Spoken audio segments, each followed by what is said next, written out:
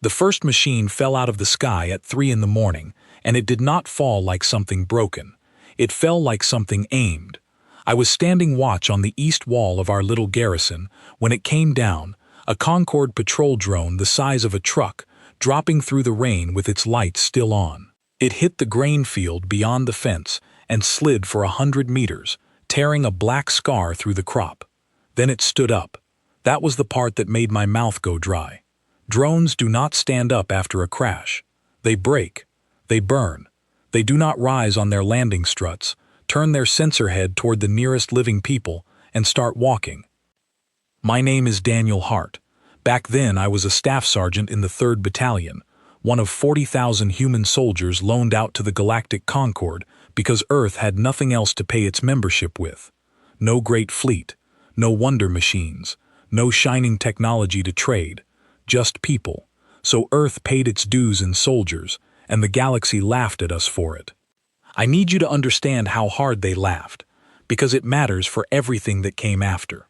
When my unit landed on the agricultural moon of Velkar, we walked down the ramp in plain fatigues, carrying rifles that fired metal rounds with chemical powder, wearing helmets that did not talk to anything.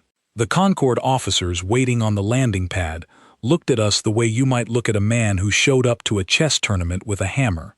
One of them, a tall Sathari commander with silver skin and 4 careful eyes, said something to his aide that our translators caught anyway. Earth did not even send generals, he said. They sent laborers in costumes. The Concorde fought its wars from orbit. Automated drone swarms, thinking missiles, linked armor that moved like a single mind. Their soldiers were technicians who watched screens in clean rooms far from any danger. Ground combat, real ground combat with boots in the mud, was something out of their ancient history, a barbaric thing they had evolved past. To them we were a museum exhibit that could march, so they gave us the assignment nobody wanted. Velkar, a farming moon on the quiet edge of the sector, home to 2 million alien civilians who grew grain and raised herds and had never seen a war.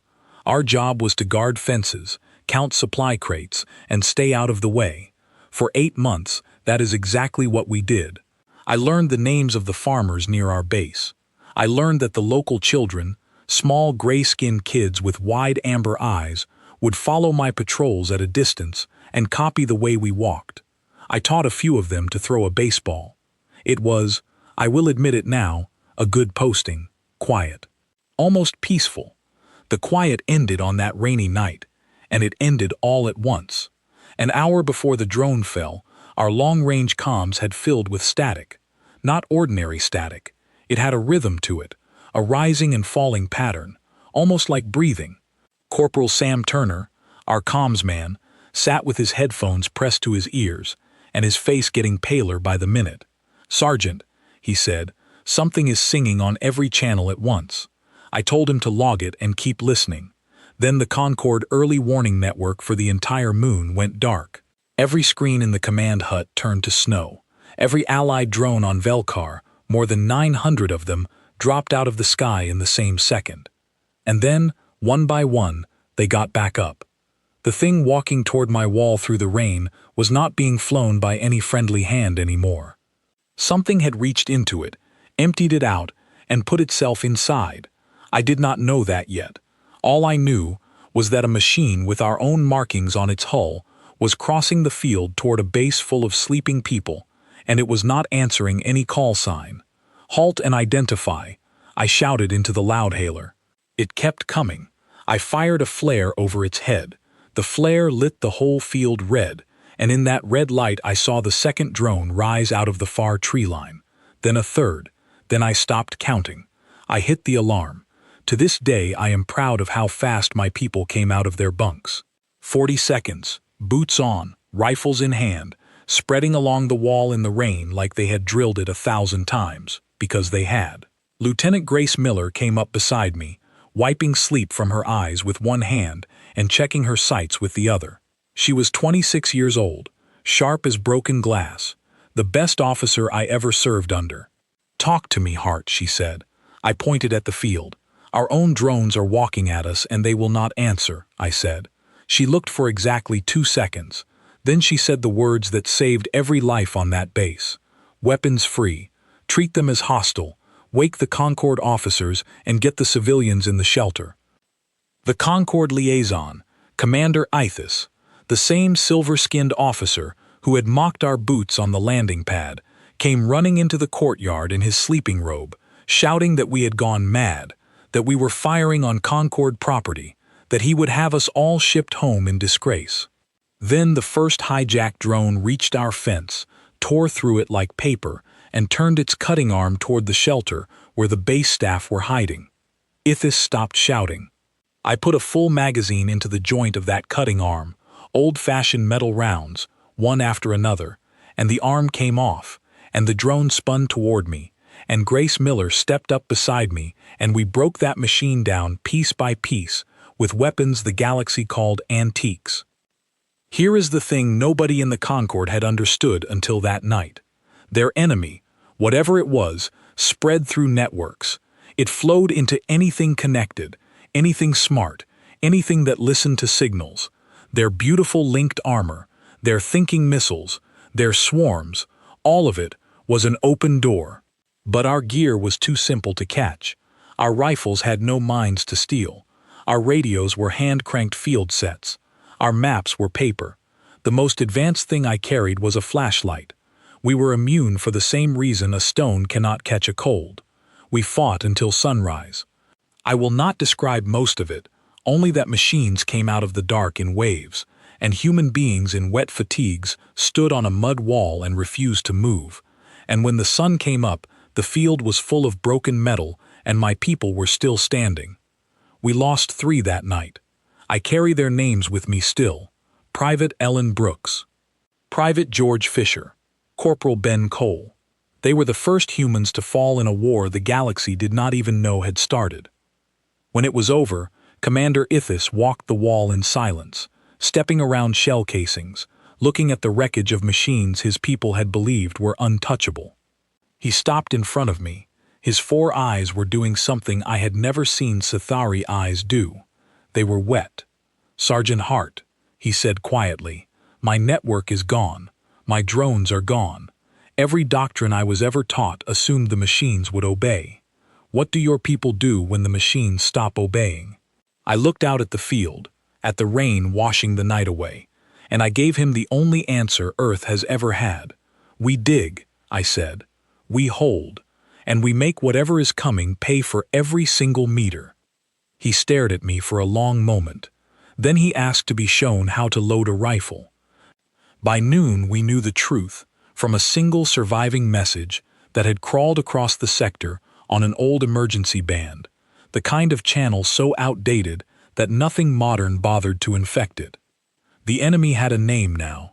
The garrisons called it the Hollow Choir, because of the singing static it made when it took your machines away from you. It was a machine hive, older than the Concord, and it had swallowed the outer garrisons in hours by turning their own equipment against them. Fleets had gone silent, orbital stations had gone dark, and the message ended with a line I can still recite in my sleep. All commands are compromised, all networks are lost. Any station receiving this, you are on your own. Grace Miller gathered every soldier and every Concord officer in the mess hall that afternoon. She stood on a table so everyone could see her, this small young woman with mud still on her boots, and she said, "Here is our situation. There is no help coming. Above us, the sky belongs to the enemy. Around us, there are 2 million civilians who cannot fly away and cannot fight.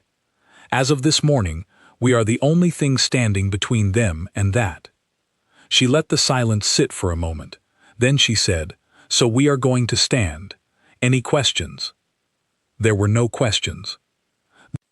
That night the choir came back with more machines, and the night after that with more still, and on the 4th night, in the middle of the fighting, a walker's arm swept the section of wall where Grace Miller stood directing our fire. She did not suffer. I know because I was 10 steps away and I saw it, and 10 steps was 9 steps too far to save her. We drove the machines back before dawn, and when the last one dropped, I stood in the courtyard in the gray morning light, and realized that every officer we had was gone, and every Concord commander was untrained for this kind of war, and 40,000 alien civilians in our district alone were looking toward our little base and hoping. Someone had to be in charge. I looked around for that someone for a long, honest minute before I understood that everyone else was looking at me. I was a staff sergeant. I had never commanded anything larger than a platoon. Earth had not sent generals to the stars, and now the stars needed one, and all they had was me. Commander Ithis came to stand beside me in that gray light, holding a human rifle he barely knew how to use, and he said, "What are your orders, Sergeant Hart?" I remember taking one breath, the deepest of my life. Then I said, "Get me every able body on this moon, every farmer, every clerk, every officer with working hands." The choir thinks it is fighting machines that quit when the network dies. It is about to learn what a sergeant is. The first thing I did as the accidental commander of an entire moon was ask for help from a person who despised me. Her name was Sub-Adjutant Veth. She had been a drone fleet officer, one of the brilliant Concord minds who directed 900 machines from a padded chair, and when the choir stole her fleet in a single breath of static, it stole her whole understanding of the universe with it. For 3 days after the network died, she sat in the corner of the command hut, staring at her dead screens. On the 4th day, the day I took command, I walked over, pulled up a crate, and sat down in front of her. "I hear you memorize the terrain maps of this whole moon," I said. She looked at me the way you look at mud on your shoe. "I memorized the flight corridors," she said. "That is not the same thing." I slid a paper map across to her, hand-drawn by my scouts, full of gaps. "Then teach me the flight corridors," I said, "because wherever your drones could fly, their drones can fly, and I need to know every approach to every town on this moon by tomorrow night." She stared at the paper. "Paper," she said, as if the word itself insulted her. Then, slowly, she picked up the pencil. That was the beginning of the strangest army the galaxy has ever seen. We had 411 human soldiers left in my district. We had roughly 60 Concord officers and technicians, clever people who had never carried a weapon or slept on the ground. And we had 2 million civilians, farmers and millers and teachers, most of whom had never raised a hand in anger in their entire lives, because their species had outgrown war generations ago, or thought it had. The math was very simple and very bad. The choir could build machines faster than we could break them. If only the 400 of us fought, we would be worn down to nothing in a month. So I did the thing that made half the Concord officers walk out of my first briefing. I ordered that every willing civilian be trained. You must understand what I was asking. Asking those farmers to fight was like asking them to walk on the ceiling. Commander Ithis argued with me for an hour. "They are a protected population," he kept saying. "The Concord Charter forbids arming civilians."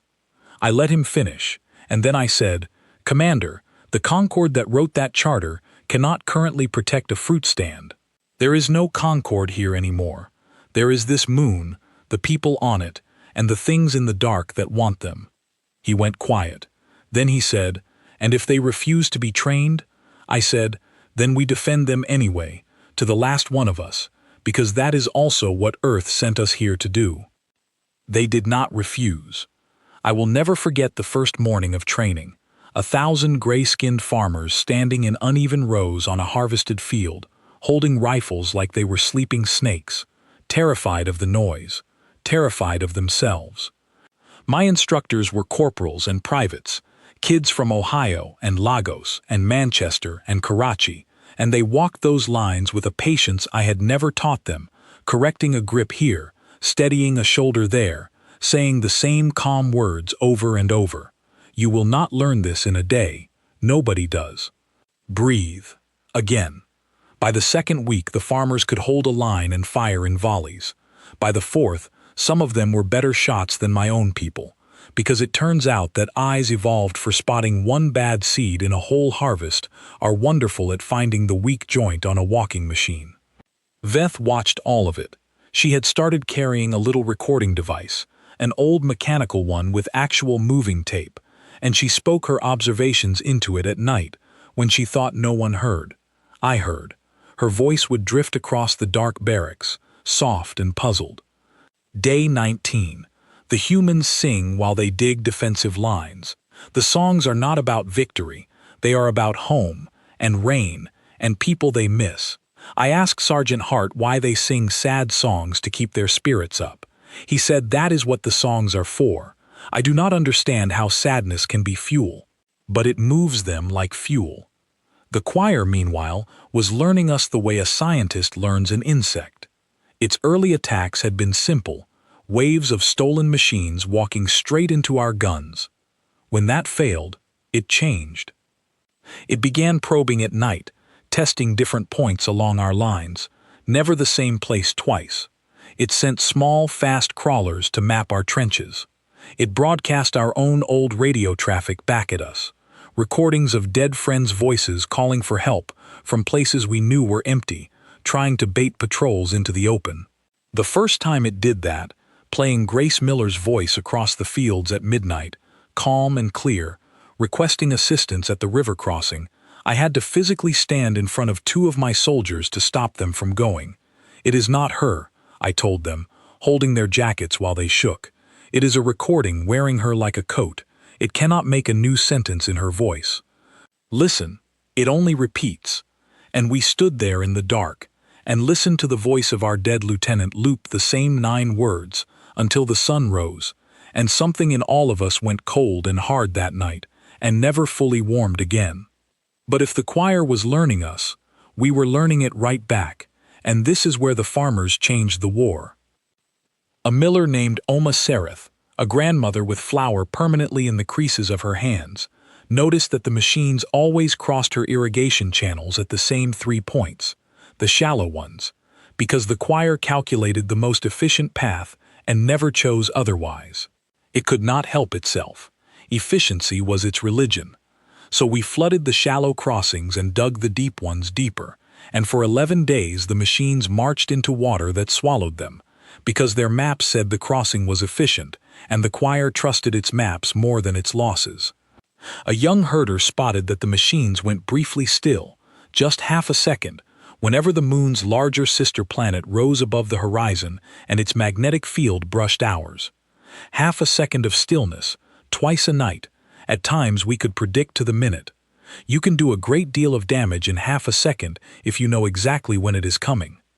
Veth built our new way of fighting out of 100 observations like that. She turned her drone officer's mind, that beautiful machine for tracking hundreds of moving objects, away from screens and toward paper and chalk and string. Her command post looked like a spider's dream, threads stretched across map boards, colored pins, notes in 3 languages. Concord officers who had sneered at us began to gather around her boards at night, and she taught them, and I watched proud people humble themselves and learn, and I will tell you that watching that took more courage from them than anything I ever did on a wall. We won our first real victory in the 6th week. The choir sent its largest force yet against the town of Mishan Vale, 400 machines in a coordinated pincer, a textbook assault. But we had read the textbook by then. We let the pincer close on an empty town. Every civilian moved out through the drainage tunnels 2 nights before, and when the machines packed themselves into those narrow streets looking for a population that was not there, we collapsed the water tower reservoirs on them, 20,000 tons of water funneled by streets we had lined and shaped for exactly this, and my riflemen and 800 farmer volunteers held the exits. Machines are strong and fast and tireless, but they are heavy, and heavy things do not swim. By morning, Mishan Vale was a lake full of silent metal, and for the first time since the sky went quiet, I heard aliens cheer. They cheered a name, and the name was Earth. I stood on the town wall and listened to 2,000 voices that had never spoken our planet's name before that year, chanting it across the water, and Ithis stood beside me and said, "Do you hear that, Sergeant?" I said I heard it. He said, "6 months ago my people called yours laborers in costumes." I looked at my soldiers below, filthy, exhausted, grinning, pulling farmers up onto their shoulders, and I said, "6 months ago, You had never seen the costumes work. I wish I could end the story there. But wars do not end at the good part. 3 nights after Mission Vale, Sam Turner called me to the comms tent at 2 in the morning. His hand-cranked set was picking up the choir's song again, the breathing static, but it was different now, deeper, layered. He had been recording it for weeks, and he laid the tapes side by side for me. "Sergeant," he said, "in the beginning it was one voice. Listen to tonight." I listened. It was a chorus. "It has been calling," he said quietly, "and things have been answering." Then he pointed up, through the open flap of the tent, at the night sky. I will describe what I saw as plainly as I can. The stars over the eastern horizon were going out. Not clouds, not weather. A darkness with edges, sliding across the sky, blotting out one constellation after another as it moved toward our moon. The choir had finished with the outer garrisons. It had gathered everything it had taken, every stolen ship, every emptied station, every fleet that used to have people in it, and it was bringing all of it here. Not because Velkar was strategic. Velkar was a farming moon with no fleet and no weapons that mattered. It was coming for one reason. We were the only place that had ever beaten it, and the choir did not tolerate exceptions. By sunrise, the darkness had settled into orbit and hung there like a held breath. Landing craft began to fall on the far side of the world, too many to count, streaks of fire coming down beyond the horizon for 6 hours without stopping. Veth stood beside me doing the mathematics in her head, because she could never help doing the mathematics, and when she finished she was silent for a long time. Then she said, "Sergeant Hart, at Mission Vale we defeated 400 machines and we called it a great victory." She nodded toward the horizon. "That is not 400. That is not 4,000. I asked her for the number. She would not say it out loud. She wrote it on the corner of her map board in small chalk figures, and then, very deliberately, she wiped it away with her sleeve, before the runners could see, and she looked at me, and I understood. Some numbers you do not show to people you need to keep standing. I called every squad leader, every town elder, every officer to the main square of the garrison that evening. I stood where Grace Miller had once stood, and I told them the truth, because I have never known any other way to lead. "Everything the enemy has is on this moon now," I said. "Everything. It has crossed 100 systems to erase us, because we proved it can lose, and proof is the one thing it cannot allow to exist." I let that settle. Then I said, "So from tonight, we are not just fighting for Velkar. Every hour we hold the choir's whole strength in one place, away from every other world it could be swallowing. Every day we survive is a day the rest of the galaxy gets for free. We did not choose to be the shield, but we are the shield." An old farmer near the front, a man whose 2 sons had both taken rifles from my armory, raised his hand the way his children now raised theirs in training, and he asked the only question that mattered. "Sergeant Hart," he said, "can the shield hold?" 2 million people were behind that question. I gave him the answer I could stand behind. "I have been a soldier my whole life," I said, "and I will not lie to you the way generals lie. I do not know if we can hold. I know that we will hold, or we will still be holding when it ends. Earth did not teach us how to give up. It forgot to. It is the one lesson we never learned, and it is too late to learn it now." Somewhere in the crowd, somebody laughed, a real laugh, warm and alive in all that fear, and then more of them, human and alien together, and that laughter in the shadow of that terrible sky was the bravest sound I have ever heard. The siege of Velkar began the next morning, and it did not stop for 109 days. People ask me what a siege is like, and I always tell them the same thing. A siege is not one long battle. A siege is 1,000 small days that each try to break you in a different way, and the enemy is only one of the things doing the breaking. The choir hit us from the first dawn with a discipline that no living army could match. It never slept, never grieved, never paused to bury anyone. Its machines came in shifts, perfectly timed, so that our lines never got one full night of rest. It learned our watch rotations within a week, and began attacking exactly when tired soldiers handed over to sleepy ones. So we broke our own patterns. We changed the watch at random times, drawn from a bag of numbered stones, because a bag of stones cannot be predicted by any calculation in the universe, and I still smile when I think of it, the most advanced enemy in the galaxy being baffled by pebbles in a canvas sack. We turned the whole district into a fortress the hard way, with shovels. The trench lines ran through grain fields and orchards, past farmhouses and schools, and we dug them deep and cut them clever, with fire steps and drainage and dogleg turns, so no machine could ever see straight down a line. The farmers dug beside us.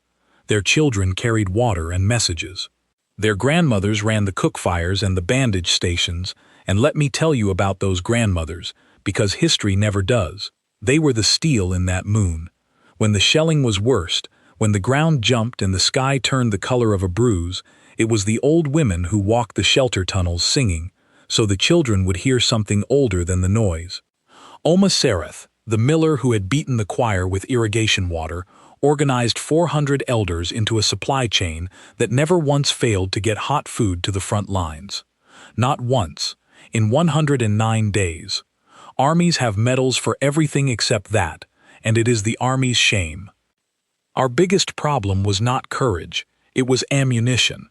Rifles are simple, but they are hungry, and no supply ship was ever coming. By the third week of the siege, my quartermaster gave me the count, and it read like a death sentence with a date on it.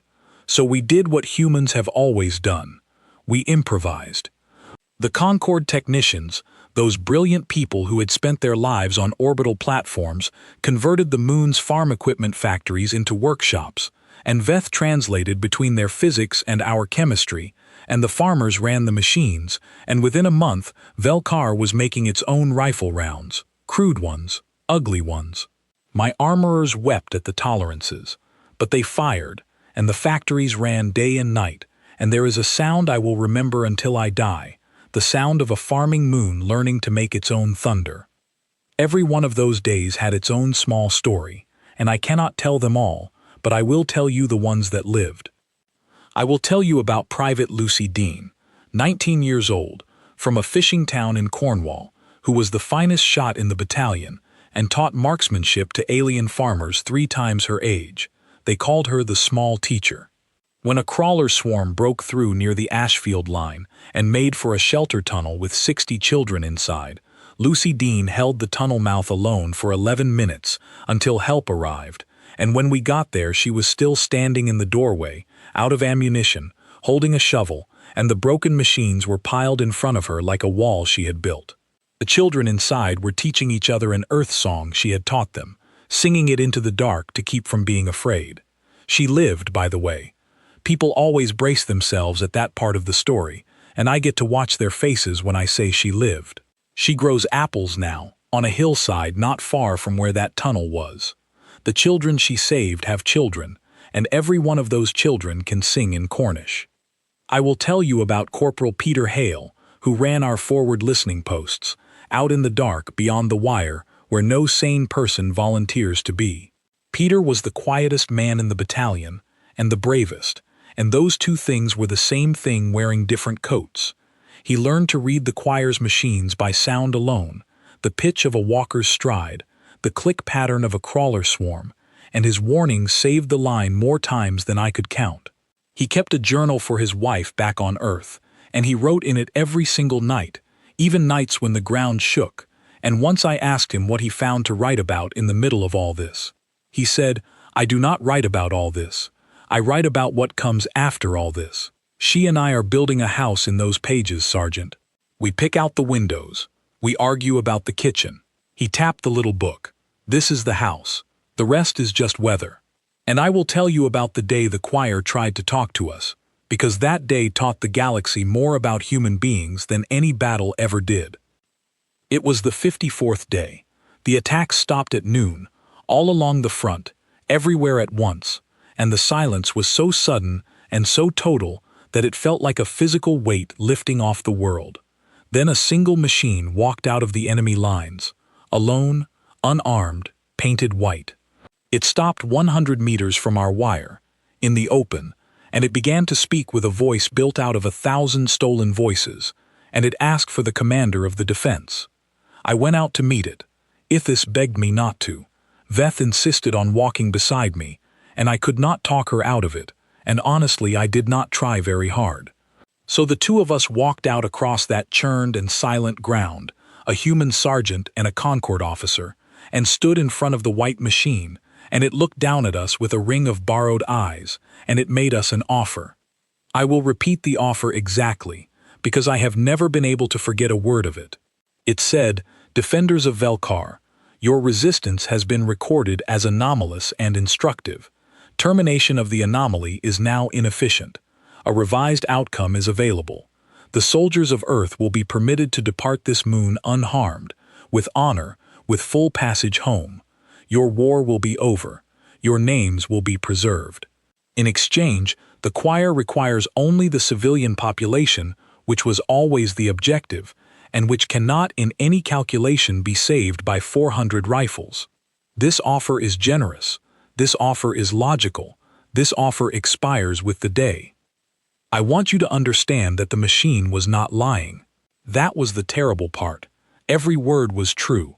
We could not save 2 million people from what was massed beyond that horizon, not by any mathematics, and the choir was offering my soldiers their lives, their families, their futures, everything, for the price of walking away from people we had known for a year. It had studied 100 species. It had made this offer before, in 100 wars, and it had learned that the offer works. Living things choose themselves. That is the oldest rule in the universe. I looked at that machine for a long moment, and then I started to laugh. I could not help it. It came up out of me from somewhere deep and old, and I stood there in the mud, in front of the most powerful thing my species had ever faced, and I laughed at it until my eyes ran. "You have studied 100 species," I said, when I could speak. "You have never studied us. Go and ask your stolen fleets what happened at Thermopylae. Ask them why one of our oldest stories is about a bridge one man would not leave, and why we have told it to our children for 2,000 years, and why not one of those children ever asks the man's reasons. The offer is refused. It was refused before you finished making it. It was refused before your ships left whatever grave you crawled out of. Every human on this moon would give you the same answer, so save your generous logic. Go back and tell your choir this.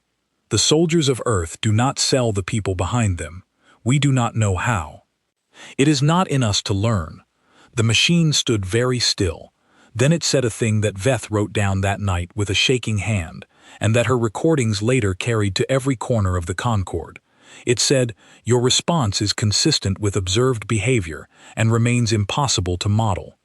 Query: "What do you gain?"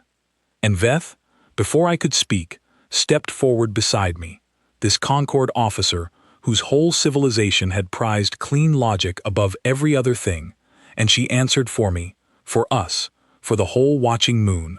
She said, "They gain being who they are. That is the whole ledger.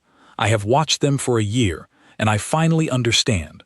You cannot model them, because you keep looking for the prophet. There is no prophet. There is only the line, and the people behind it, and the fact that they have decided. Now leave, machine. You are standing on a farm."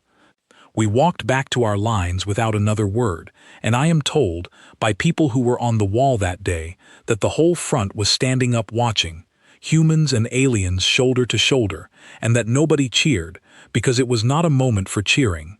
It was quieter than that, and bigger. Ithis met me at the wire. He had heard everything through the loudhailer relay. He did not say anything either.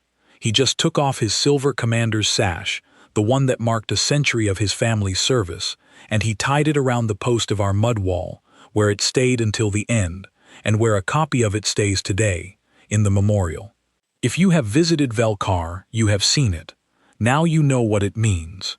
The choir's answer came at midnight, and it was the worst bombardment of the war, and it did not let up for 9 days. Those 9 days took things from us that I will not list, because a list would make them small. I will say only that we held, and that the cost of holding grew every night, and that by the 70th day I knew every name on our casualty rolls, the way you know a prayer. The trenches got shorter as our numbers did.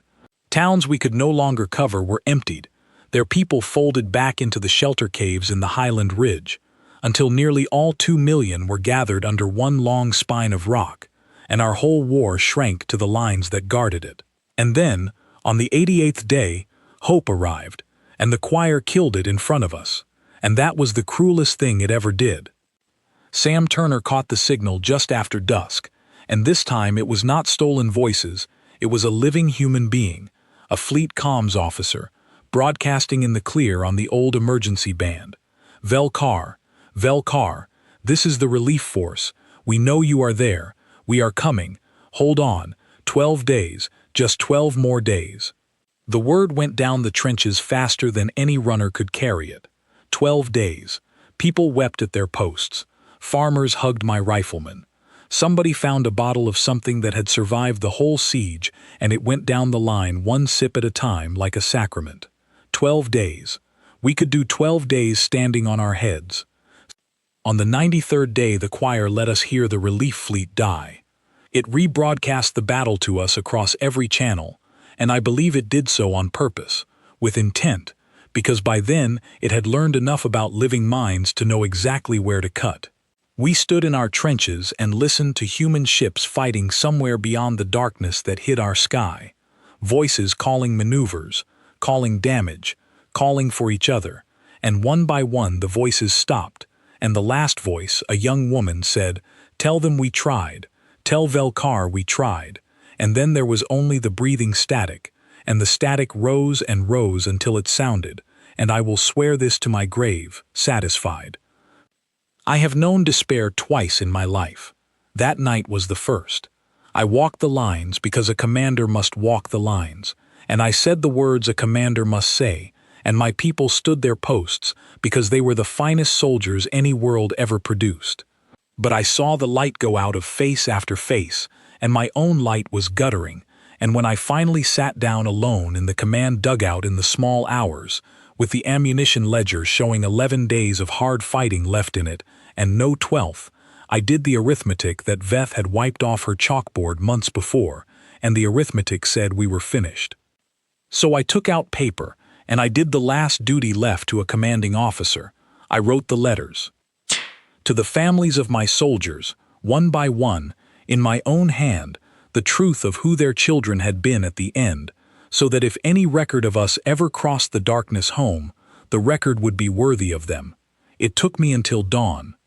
The last letter I wrote was to my own mother, and it was the shortest, because we had always understood each other without many words. I told her where I was and why I was not coming home, and that I was not sorry, and that the tomatoes she grew behind the house were still the best thing I had ever eaten in a galaxy that, as it turned out, was very large and full of wonders. I signed it, and I sealed it, and I put my head down on the letters just to rest my eyes for 1 minute.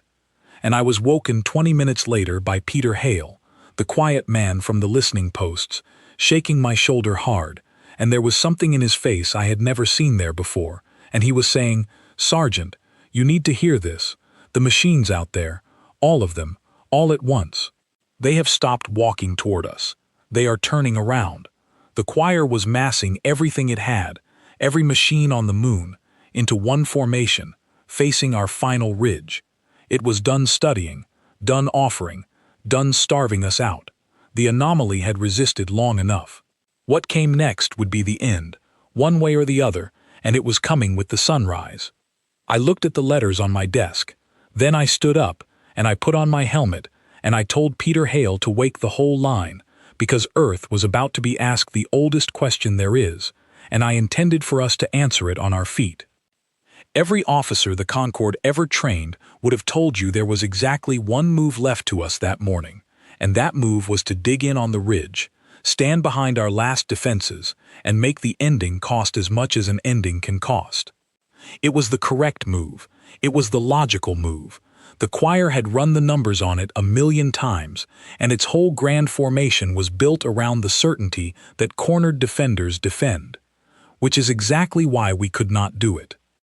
I called my last command meeting an hour before dawn, in the deep cave behind the lines, with every surviving squad leader, every town elder, Ithis, Veth, and Oma Sereth with flowers still on her hands, because by then no council of mine was complete without her. I laid out the truth. The choir had gathered everything into one formation on the plain below the ridge. It would begin its assault at first light, and it would grind through our lines in days, not weeks, and there was no relief coming. Then I told them what I intended to do about it, and the cave went so quiet I could hear the tunnel water dripping 3 chambers away. I intended to attack. Not the formation itself. You cannot charge a sea.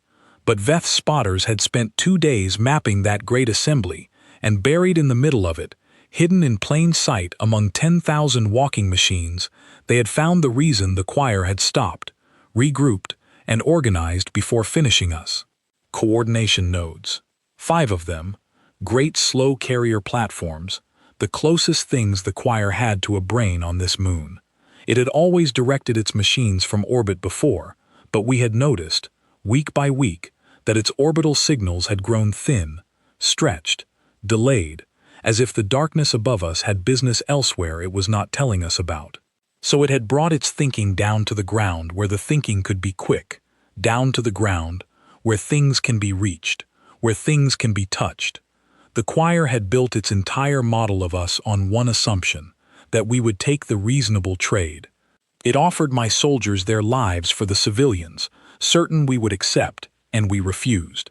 Now its battle plan assumed we would cling to our ridge and sell our lives dearly, because that was the best trade left on the table. It had learned everything about how we fight.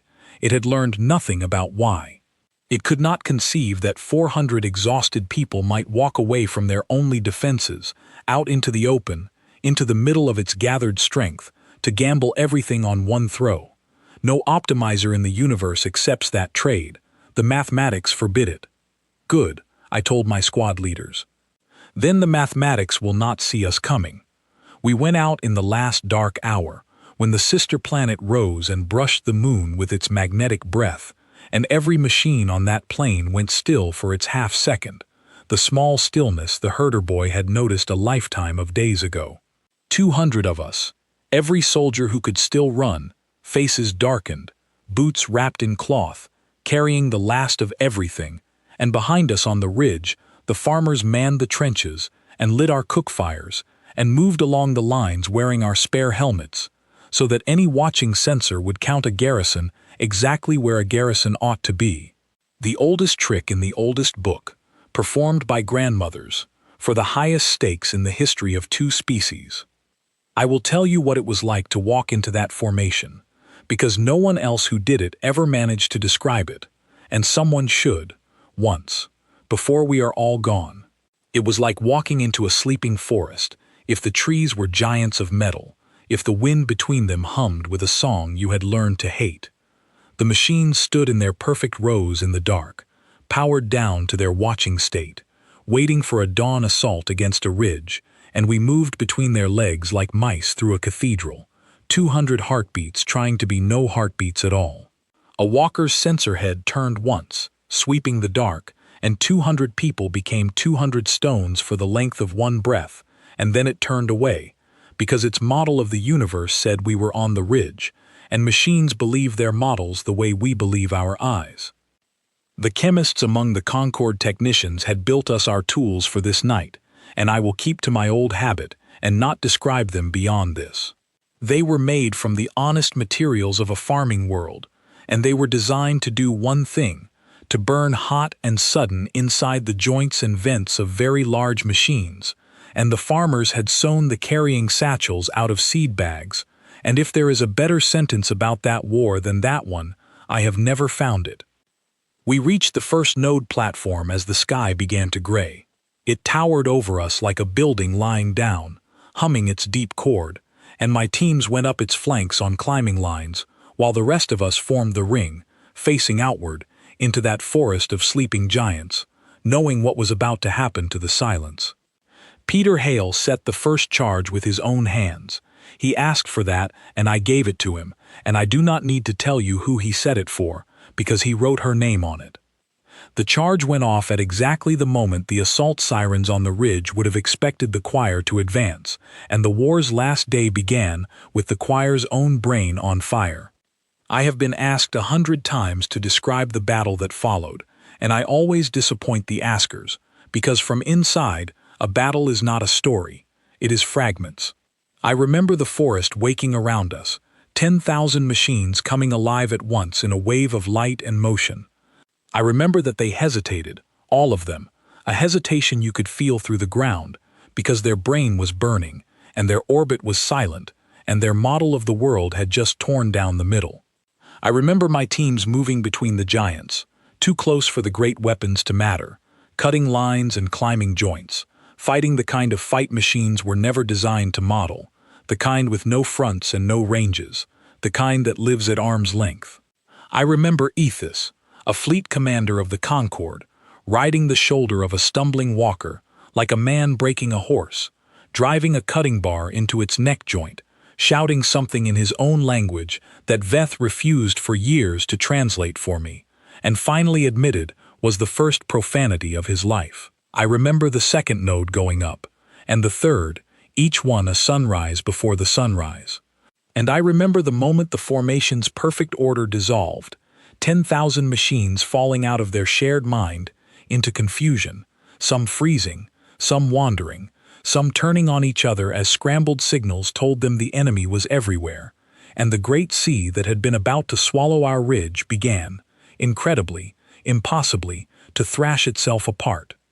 But the choir was old, and it was vast, and even burning it was learning. I felt the change like a change in weather. The nearest machines stopped thrashing. They steadied. Somewhere above the sky, across its stretched and fraying web, the choir had reached down and taken hold of its body again, and the body turned, all of it, away from the ridge, away from the decoys, toward the small ring of soft targets standing in its center. Toward us. We had burned 3 nodes of 5. We had broken the dawn assault, and we were 200 people in the open heart of the largest army ever assembled, with the light coming up, and no way home. I gave the only order left. Form on me. Back to back. Hold. They came at us from every direction at once, and we made our ring smaller as we had to, and I will not tell you the price of each step inward, but I will tell you that nobody broke. Not one. Farm-made rounds in museum rifles, seed bag satchels, shovels at the last, and the ring held and shrank and held, and I found myself shoulder to shoulder with Veth, who had refused an order for the second time in her life by being there at all, and in a lull that lasted 3 breaths she said to me, over the noise, "Sergeant, I have finally solved you. I have watched your species for a year, and I thought your secret was that you feel no fear, and then I thought it was that you hide your fear, and I was wrong both times." She fired, and reloaded with hands that shook, and finished her thought, because Veth always finished her thoughts. Your secret is that you are afraid, entirely, correctly afraid, and you go anyway. The fear comes with you. You have made the fear carry a rifle. And then she laughed.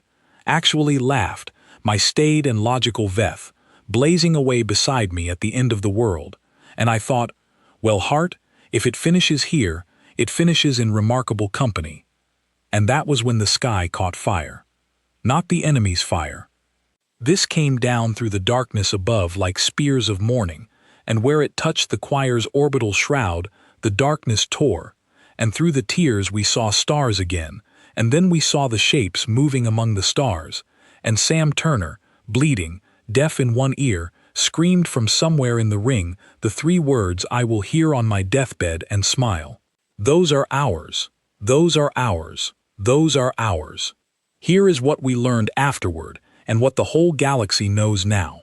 The relief fleet the choir had butchered in our hearing had been real, a brave Concorde force, networked and doomed, and their loss was true and we mourn them still. But Earth had sent its own ships out behind them, and Earth's ships were like Earth's soldiers, deaf and dumb and blessedly primitive, no networks to steal, every valve and gun worked by human hands, and when the Concorde force died, the human fleet had done the one thing no machine would ever predict, because it was the worst trade on any table. It had gone silent and dark and kept coming. Straight through the outer systems. Straight through the long cold, without beacons, without signals, navigating by starlight and arithmetic like sailors of the old oceans, so that the choir, listening for the songs of thinking ships, heard nothing at all, because there was nothing to hear except human beings breathing quietly in metal boxes, coming to get their people. The darkness above Velkar had been thinning for weeks because the choir had been stretching itself to hunt for that silent fleet across 3 systems, and it had found nothing, because you cannot hack a crew, and now the fleet was here, arriving out of clean space at full speed with every manual gun crewed, and it fell upon the stretched and burning choir like the answer to 109 days of prayer. What was left of that morning I mostly remember as light, the shroud above us tearing wider, the machines around our ring stuttering as the web that moved them was cut strand by strand from orbit. The ridge behind us erupting, not with weapons, but with people, thousands of farmers pouring down from the trenches we thought we had manned with decoys. Oma Sereth in the front rank with a rifle she had sworn she would never touch, because they had watched our ring shrinking from the heights and had decided, without one word of debate, that the shield worked both ways. The last node platform died at noon.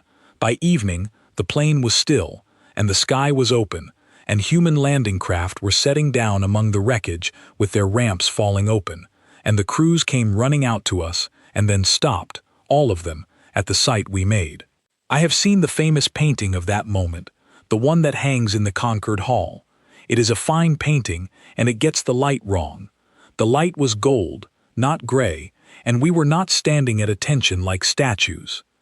We were leaning on each other, 200 and some filthy scarecrows in the ruins of an army suit apiece, humans and one Concord officer with a silver braid, holding each other up amid 10,000 broken giants, and behind us 2 million people were coming out of the caves into the sunset, blinking, alive, every single one of them alive. And somebody in our ring was laughing, and somebody was weeping, and most of us were doing both, and the young fleet lieutenant who reached me first looked around at all of it, at what 400 rifles and a farming moon had done to the terror of the galaxy, and he could not speak. So I spoke first. I said, "Welcome to Velkar, son. Mind the crops. These people worked hard on them. The war did not end that evening, but the ending began there, and it spread outward from our little moon-like rings from a stone dropped in still water. Because here is what Velkar truly was, in the cold accounting of history. It was proof. For a year, the choir had rolled across the sector as something that could not be fought, and every world in its path had believed that, and belief is half of any defeat. Then the word went out, carried by the silent human fleet, from system to system, on the old emergency bands, in plain language, no codes, so that nothing could twist it. A farming moon held for 109 days. 400 soldiers and their neighbors broke the largest force the enemy ever gathered. It can lose. It has lost. Here is how. And how was the part that changed everything. Veth's papers went with that message, every observation from her chalkboards and her clicking tape recorder, the crossings and the pebbles in the bag, the half-second of stillness, the offer refused, the trades no optimizer accepts. Whole fleets stripped their networks out by hand in dry dock. Whole armies were reborn around rifles and paper maps and human beings standing in mud. The Concord took its shining doctrine of clean and distant war, the doctrine that had nearly been the death of it, and it buried that doctrine with honors, and on the grave it built a new one, and the new one had our fingerprints all over it. They named it, formally, in the charter language, the doctrine of the held line. Informally, to this day, every soldier in the galaxy calls it the sergeant's way, and I have given up correcting them. Within 2 years, the choir was being fought on 100 worlds by defenders it could no longer predict, and a thing that cannot predict its enemy is just a very large machine having a very bad time. It stretched, and it frayed, and at the last, above a dead system whose name I will not dignify, the combined fleets found the ancient seed of it, the first mind, the one that had been singing all the others into being, and human boarding crews went into that black cathedral of a ship with hand weapons and cutting bars because no network could be trusted to do it, and they walked to the heart of the oldest terror in the galaxy on their own 2 feet, and they switched it off. The soldiers who did it were asked afterward for a statement, something for the histories, and the crew chief, a woman from Nairobi with 3 campaigns behind her, gave the histories 9 words. It kept asking us to calculate. We declined to. I did not see any of that. My war ended on Velkar, and I have never once regretted the smallness of my part, because it was not small to the people behind our line, and they are the only audience I ever performed for. I stayed on the moon for the year of rebuilding. It felt right. We had helped dig those trenches through their fields, and so we helped fill them in, and I learned that filling a trench teaches you things that digging one never does. The farmers replanted right up to the edges of the memorial ground, because Omosereth ruled that the dead would rather hear harvests than silence, and no committee in the galaxy would have dared overrule her.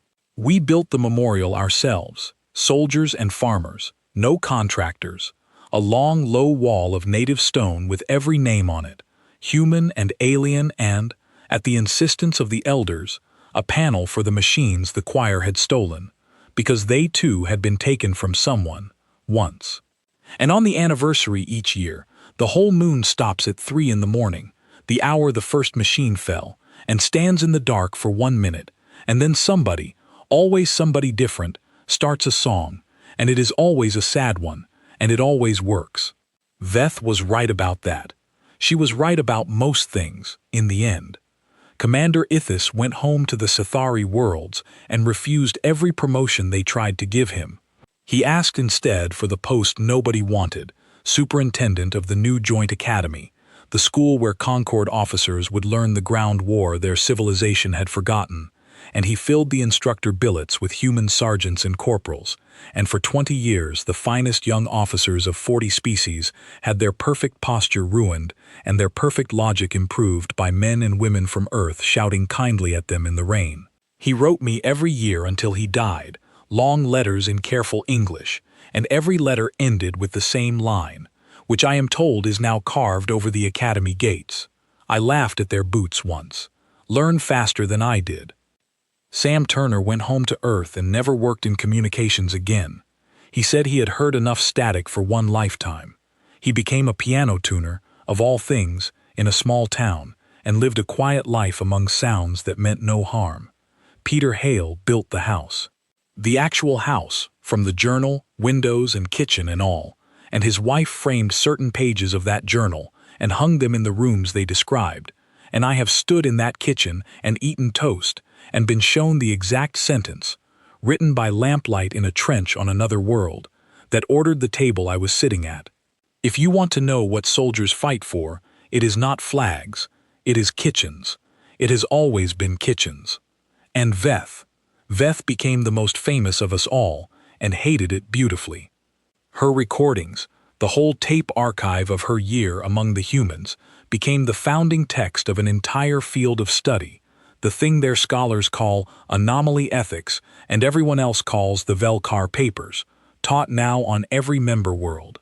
She spent her last decades as a teacher, and she visited Earth 11 times, and on her 4th visit she came to my mother's house, and my mother, who had after all received my last letter, along with the news that I had lived to embarrass myself about it, fed her tomatoes from the garden, and Veth ate one, and was silent, and then said, with the gravity of a formal report, "Sergeant, your final letter did not exaggerate.